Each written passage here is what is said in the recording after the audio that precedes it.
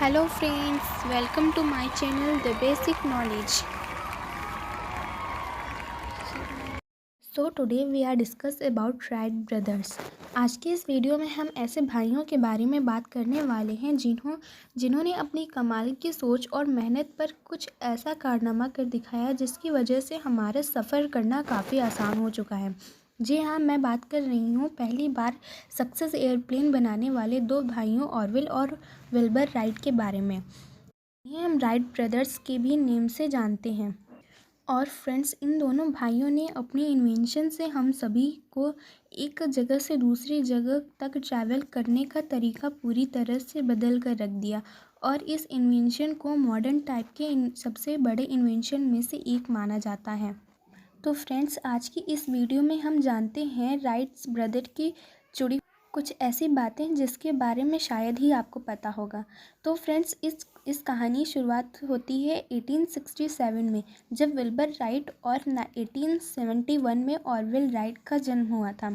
उनके पिता का नेम मिल्टन राइट था, जो चर्च के बिशप थे। और फ्रेंड्स, अगर हम दोनों भाइयों की बात करें तो वह स्वभाव में बचपन से ही काफ़ी अलग थे। जैसे कि विल्बर राइट बचपन से ही पढ़ाई लिखाई में काफ़ी अच्छे थे और उनका सपना था कि वह बड़े होकर एक टीचर बने। ऑरविल राइट बचपन से ही बहुत शरारत किया करते थे और अपने शरारतों की वजह से उन्हें कई बार स्कूल से भी निकाल दिया गया था। और फ्रेंड्स, एक बार राइट ब्रदर के पिताजी ने उन्हें 1878 में एक टॉय हेलीकॉप्टर ला कर दिया और यह पहला मौका था जब दोनों भाइयों ने किसी फ्लाइंग डिवाइस को देखा था।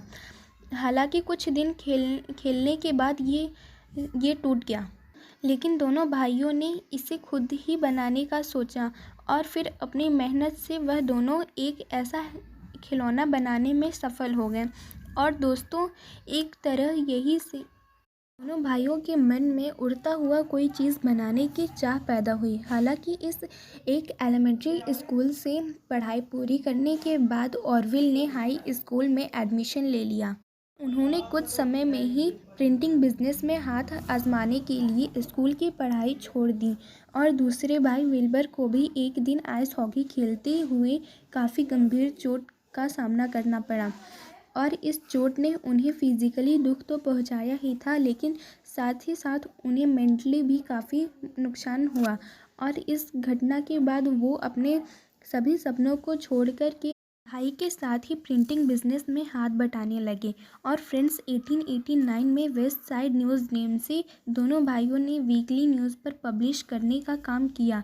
हालांकि आगे चलकर इस बिजनेस में उन्हें काफ़ी नुकसान झेलना पड़ा की वजह से वह न्यूज़पेपर बंद करके कॉमर्शियल पेंटिंग पर फोकस करने लगे। लेकिन यहाँ पर भी घाटे पर जाने के बाद उन्होंने प्रिंटिंग प्रेस का बिजनेस बंद करके उन्होंने साइकिल बेचना और बनाने वाली दुकान खोल ली। हालांकि फ्रेंड्स, आपको पता है कि यह काम आज के समय में बहुत छोटा माना जाता है, लेकिन उस समय जो कि साइकिल नया नया ही मार्केट में आया था, इसलिए बहुत कम लोग ही इस काम को कर पाते थे। और फिर कई सारे असफलता के बाद जाकर राइट ब्रदर्स को शॉप के जरिए फ़ायदा होने लगा। और फ्रेंड्स, जब दोनों भाइयों के हाथ में कुछ पैसा आ गया तब वह अपने बचपन के सपने को पूरा करने की सोचने लगे। दरअसल राइट ब्रदर एक जर्मन इन्वेंटर ऑटो लिलियनथैन के काम से वो काफ़ी प्रभावित थे, क्योंकि उन्होंने पहले ही कई सारी सफल फ्लाइट को अंजाम दिया था। लेकिन 1896 में एक एयरक्राफ्ट एक्सीडेंट में उनका डेथ हो गया था। फिर उनकी डेथ के बाद से ही दोनों भाइयों ने यह श्योर किया कि का एक बेहतर और सेफ सॉल्यूशन जरूर ढूंढेंगे और इसी एम को ही दिमाग में लिए दोनों एरोनॉटिक्स फील्ड के अलग अलग इन्वेंटर के सर्च को पढ़ना शुरू किया। और फिर सब कुछ जानने के बाद राइट ब्रदर्स 19,000 और 19,002 के बीच में 3 ग्लाइडर बनाए, जिसमें पहला ग्लाइडर एक आदमी को ही ले जाने में सक्षम था, लेकिन उसके बाद के 2 ग्लाइडर पहले वाले से काफ़ी एडवांस थे। और फिर कई सालों की कड़ी मेहनत और अनगिनत टेस्ट के बाद दिसंबर 19 2000 में पहली बार राइट ब्रदर्स ने एक सफल पावर्ड एयरक्राफ्ट बनाया और फिर राइट ब्रदर्स के इस एयरक्राफ्ट ने 59 सेकंड की सबसे लंबी उड़ान भरी। इस दौरान प्लेन में 852 फीट की ऊंचाई भी तय की थी। और फ्रेंड्स, इस सफलता के बाद से तो मानो दोनों भाइयों ने कभी भी पीछे मुड़कर नहीं देखा।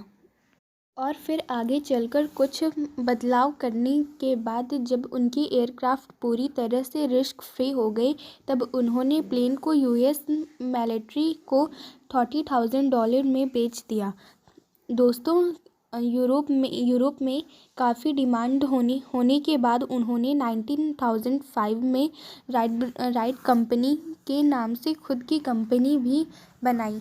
और इस कंपनी में विल्बर जहां प्रेसिडेंट थे, वहीं ऑरवेल वाइस प्रेसिडेंट थे।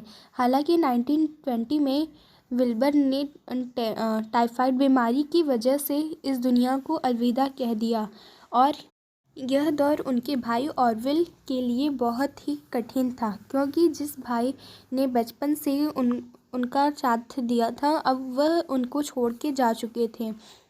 और फिर कुछ साल कंपनी को संभालने के बाद से 1950 में ऑरवेल ने राइट कंपनी को बेच दिया। और फिर आगे अपनी जीवन में उन्होंने एरोनॉटिक्स क्षेत्र से जुड़ी हुई कमिटीज़ और बोर्ड में काम किया। और फिर अपने पूरी जीवन में सफलता झंडे गाड़ने के बाद से ऑरवेल राइट की डेथ हार्ट अटैक की वजह से 30 जनवरी 1948 को हो गई।